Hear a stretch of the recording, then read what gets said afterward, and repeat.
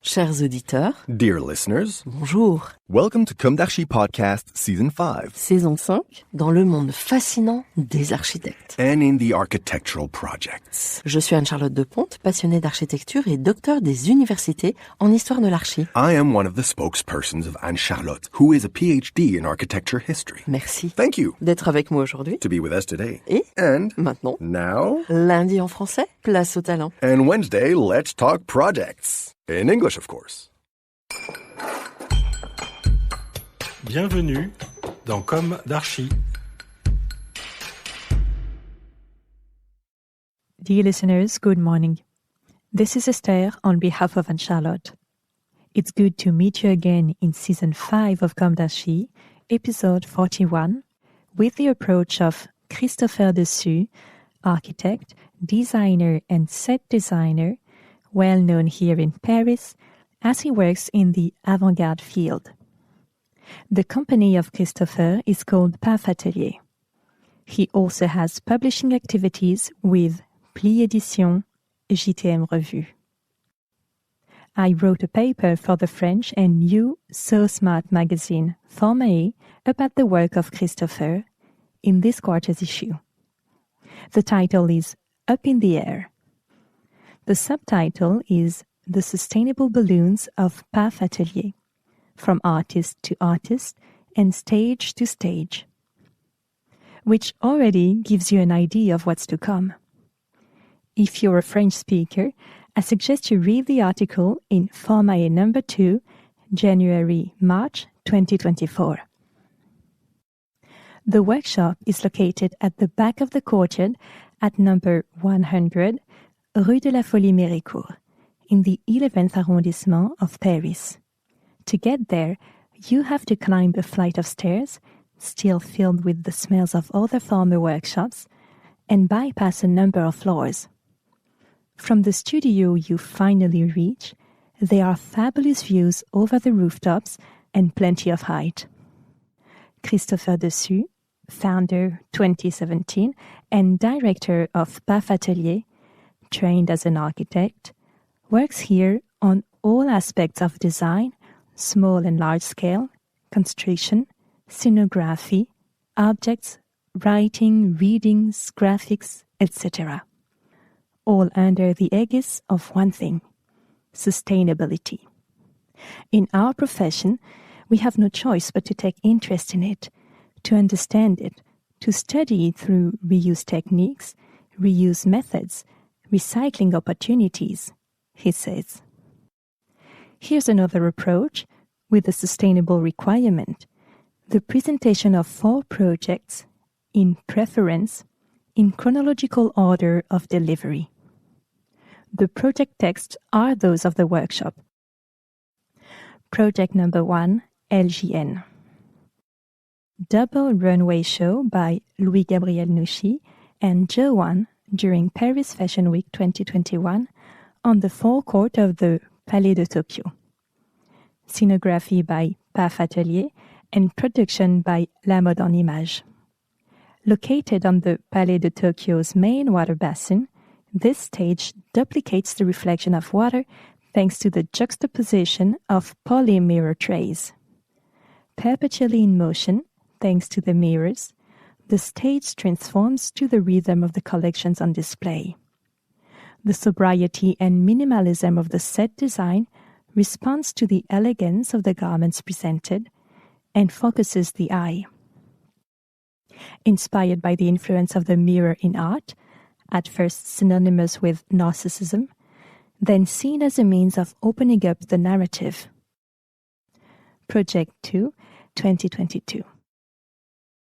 For the 7th edition of Variations, the studio is designing and producing a set for the Culture Box TV program, a melodious journey encompassing classical, pop, and electronic music. The set designed for the event is based on 2 key principles: light and movement. Overlooking the stage, the light-filled ceiling is made up of a repeated line of inflatables and LEDs, suspended several meters above the stage. These air-filled modules attached to metal rails change position, height during the concerts and play an active role in the performance. The white inflatables also act as reflectors for the colored lighting, echoing the identity of each artistic performance. At the front of the stage, scaffolding adorned with neon lights towers up on either side of the stage on which the artists perform. The installation, which is both luminous and kinetic, transforms during the performances, adapting completely to the concept of the Variations program. The storyboard created by the studio involves a spatial landscape, constructing an abstract, poetic, non-organic narrative. Emanating from this metal structure, with its curved lines, the lighting and smoke help to create different atmospheres. A unique ambience emerges, similar to that of an airport runway. The scaffolding is a nod to the TV aerial, while the inflatables conjure up a feeling of weightlessness, vibrating to the beat of the music. The installation is lightweight, scalable, and modular. A single set design generates a whole host of different sets, prefabricated metal structures, which are as easy to assemble as they are to dismantle, fulfill the brief when it comes to mobility. They adapt perfectly to the ephemeral format of the event, as well as to the studio's philosophy of reusing materials in its projects. To produce this set, PAF Atelier reused inflatables from a previous project, Collectible 2023. The scaffolding was borrowed from the theater hosting the event. The end result owes much to the carte blanche offered by the Théâtre du Châtelet and the genuine partnership forged with the theater's technical teams. This means that it fulfills all the technical constraints in terms of staging and recording the concerts to be broadcast on France TV. Inspired by a space landscape, through a poetic and abstract narrative, the scaffolding refers to terrestrial antennas, while the inflatables evoke weightlessness, vibrating to the beat of the music. Project number 3. In 2022 again, the studio will be collaborating with interdisciplinary artist Julien Rebours, internationally renowned for his work in dance, theater, music, visual art, and audiovisual media. Together, they conceived Face au Vide, Facing the Void, an immersive experiential installation located at the 104 Paris and exhibited from September 14, 2022 to January 23, 2023. Face au Vide is a participatory work offering a singular experience, a leap into the void.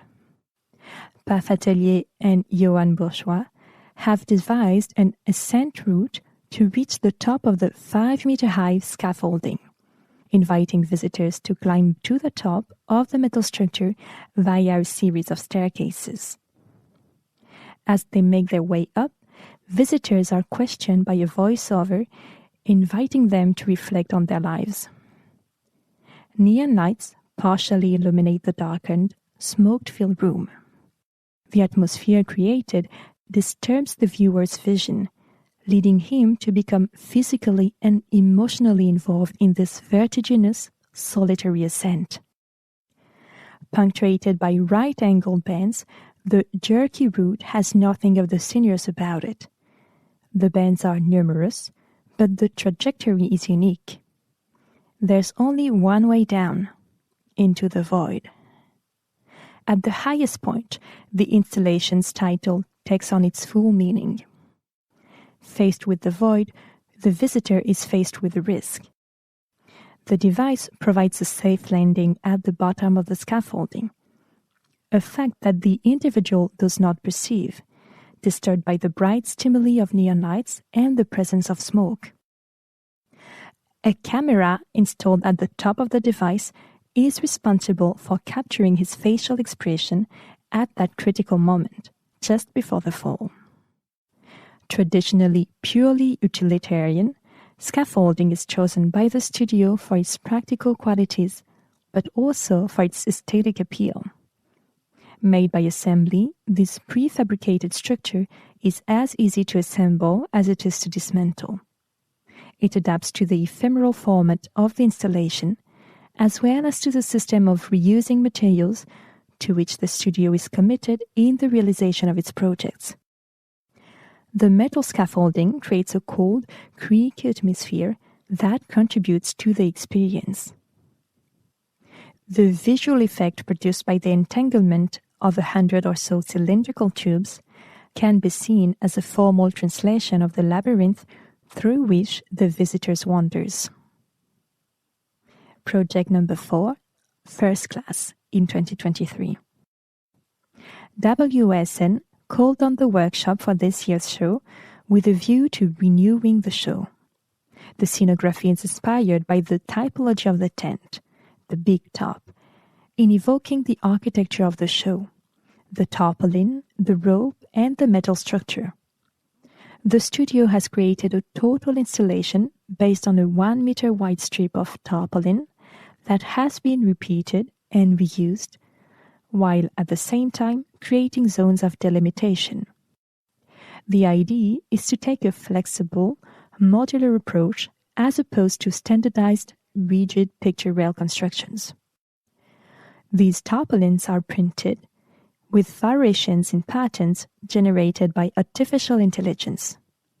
The universe created oscillates between surrealism and a dreamlike interpretation of the codes of fashion accessories. It creates impactful visual frescoes. The studio chose to create a backbone with a lighting system made up of oriented and fixed neon lights. Dear listeners, thank you for tuning in. Let's meet again next week for a new Comme d'Archi in English. And until then, take care of yourselves. Goodbye.